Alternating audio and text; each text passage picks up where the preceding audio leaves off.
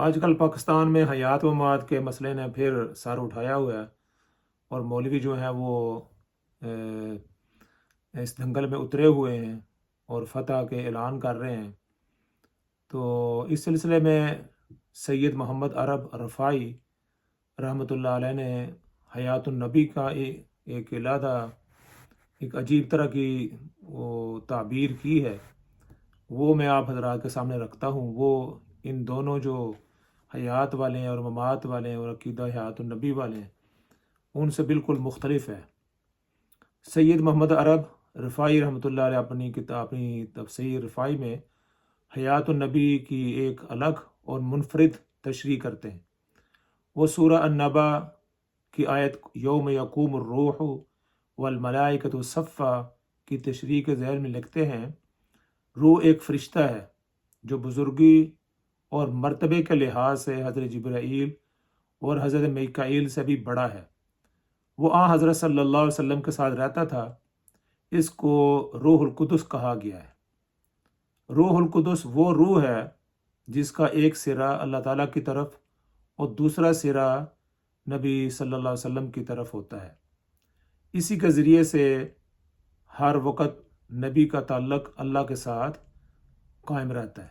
یہ روح القدس نبی کو حقیقت اشیاء عالم سے باخبر رکھتا ہے۔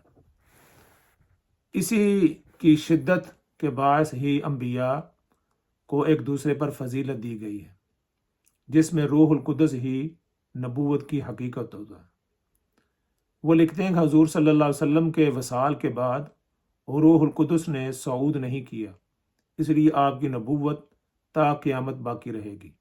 اسے ایک تو ختم نبوت کا مسئلہ بھی حل ہوتا نظر آتا ہے کہ آپ صلی اللہ علیہ وسلم کی نبوت جو ہے وہ تا قیامت باقی رہے گی، دنیا آپ کے فیضان سے مستفیض ہوتی رہے گی، اور یہی حضور صلی اللہ علیہ وسلم کی حیات النبی ہونے کا مطلب ہے۔ وہ کہتے ہیں حضور صلی اللہ علیہ وسلم کی حیات النبی ہونے کا مطلب یہ ہے کہ آپ صلی اللہ علیہ وسلم کی جو نبوت ہے وہ قیامت تک رہے گی، اور لوگ آپ صلی اللہ علیہ وسلم کی نبوت سے مستفیض ہوتے رہیں گے۔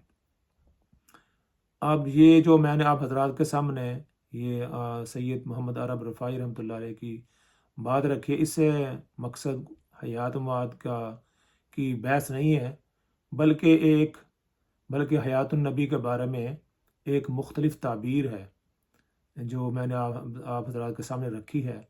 اتفاق کرنا اور اختلاف کرنا آپ کا حق ہے۔ والسلام علیکم ورحمۃ اللہ وبرکاتہ۔